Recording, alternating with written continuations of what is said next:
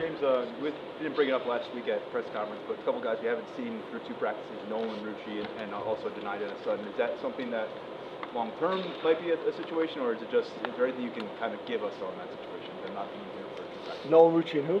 Nolan, Rucci, and Dani, Dennis-Sutton. Yeah, no, they're just not available right now. Okay. James, you have some new freshman receivers. Matt Otten looks fairly developed for a freshman. What have you seen from him with Kobe Howard so far this spring? Yeah, both of them are big physical guys. I mean, Alton's like 212 pounds already.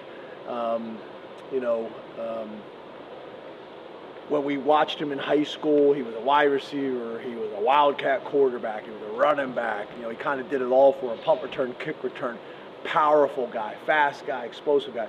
We've seen the same things, but for those very same reasons, he's a little raw as a wide receiver. So it's great that we got him in here early. He's doing really well. We're excited about his future. Kobe, another guy, more developed. He's already 190-something pounds, strong in the weight room, explosive as a playing wide out, pretty much his whole life. So he's a little bit more, refined in those areas. But both have done a really nice job already for guys that should still be in high school.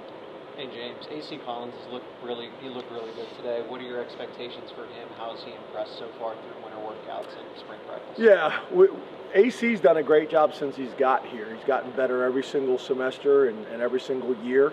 Extremely competitive guy in practice. That has showed up in games as well. We expect him to take another step this year and factor in whether it's as a starter or in the rotation. But he's been a really good, pickup for us.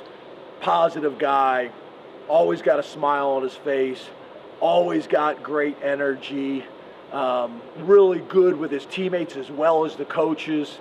He's fun to be around. He's fun to coach. I'm a big fan. James, can you explain what Jim is doing at practice? Now, when we've been there, it looks like he's kind of observing, taking a lot of notes, not as much hands-on as we've seen some other assistants. Who'd you say? Jim Knowles. Yeah. Jim is, he's a man of few words. That's in the staff meetings in the morning. That's out here on the field.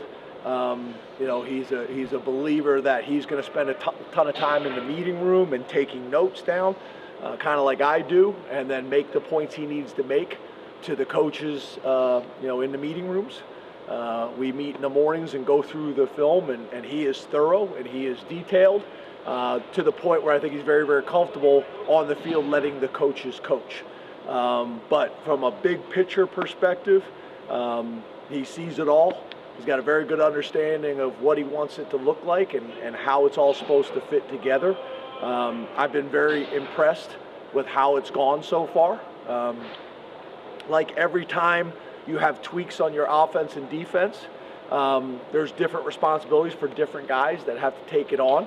There's different personalities of the coordinators and the position coaches when turnover happens, and all those things seem to be going very, very well. So I've been pleased. The practices have been very competitive. It doesn't feel like offensively is in year 2 and defensively is only a couple weeks in.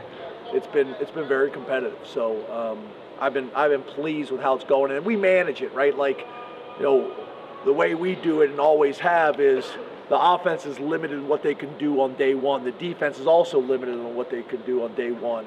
It's not about the offense beating the defense. It's about putting the best Penn State team together and creating the best teaching and learning environment. So that's kind of how we do it. It's structured. I got scarred by it as a young coordinator, and it was a free-for-all. You're trying to put base offense in, and you're going against every defense that America's ever seen before. So we don't do it that way. We structure it. I think it's been helpful for everybody. Kind of like a teacher has a teaching progression, right? How does that impact the way that Dan Connor is used then? Maybe for some of those position coaches, their increased role if Knowles is letting them handle it on the field? Yeah, it's really not a whole lot different. I mean, that's how Dan really, Dan was the linebackers coach essentially last year. Maybe it wasn't announced like publicly, but that's how we operated last year. Now I think Tom was drawn to the linebackers a little bit more, so he would hover around that group maybe more than others, but not a whole lot different, to be honest with you. James, what's it like having Trace on board and then him getting into coaching? What was that process like in your Yeah, I mean, you guys know how I feel about Trace and his whole family. Trace is a special guy to me. He's a special guy to Penn State, our history and our tradition. So he chased his dream as long as he thought it made sense in the NFL and was able to play at a level that very few people get to play at for a number of years. And we'd been talking in the last couple of years that he was going to probably get into coaching, and whether that was at the NFL level or with us. We had an opportunity open up and presented it to him and had some good discussions on what it would look like, and he's been great. He's been great. So, you look at Danny O'Brien, who played for me and coached for me. Trace McSorley, who played for me and coached for me. And I think that helps with the learning curve because they already know the culture. They already know the expectations.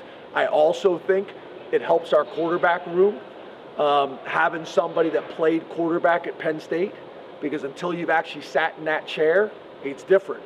You guys heard me say it before, the head coach and the quarterback, it's different.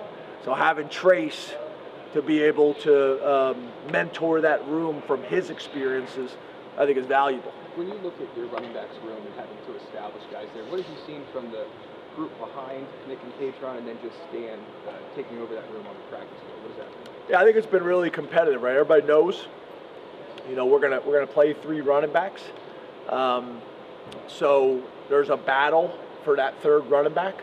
I also think, last year we had 2 guys that were trying to redshirt if we could.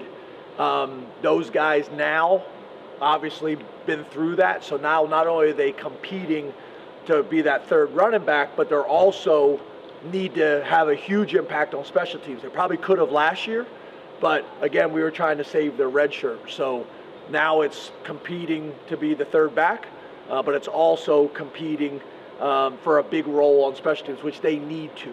They need to have a bigger role on special teams now that they're able to. James, with Anthony and Nolan unavailable right now, we've seen Jven getting work at right tackle. We saw him in guard and tackle last year. This year, is it more of a concerted effort at that specific position, and how do you think he's fared so far this spring? I'm a big Jven Williams fan. It's been awesome since the day he stepped on campus. It was a little bit of a learning curve for him because he went to a high school that maybe threw it 5 times in his 3-year high school career. So passing game was something that we had to work through, but all the cultural things he learned from that program, all they do is win, run the ball. He knows how to run block. He's great in space. Great kid, great attitude. He's got a very, very bright future for us. Right now, this spring, we're predominantly got him at tackle because obviously we have 2 tackles that aren't here right now in terms of practicing. If they were here, then he'd be splitting time between tackle and guard and competing for one of those jobs as well. But it's really good experience and really good opportunity for him. And the way he's going right now, he's going to end up being a part of that competition for the right tackle spot too. 2 more guys. This winter, we saw Elliott Washington go to 60-60 cornerback today. What did that look like in terms of seeing that on a daily basis and how's that carrying over these first couple practices? Yeah, I think as some of you guys recognize, I've never seen that before. In my 12 years here and 3 years at Vanderbilt, never had a guy win every single one. I tell my coaches all the time, this isn't like elementary school or kindergarten or little league where everybody gets a smiley face and you try to spread the wealth so everybody's happy. Give it to the guy who's earned it. And Elliott came to work every single day. He just continues to get better. He's super explosive, maybe the most explosive guy we have on our team, maybe the most horsepower in terms of speed on our team. He's a big corner at 190-something pounds. Has shown flashes. There's a lot of excitement in the building, and he's earned it.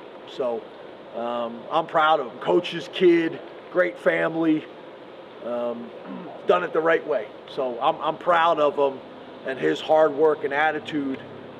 it's paying dividends for him, and I think it's going to show up in the fall. You just got to keep stacking days.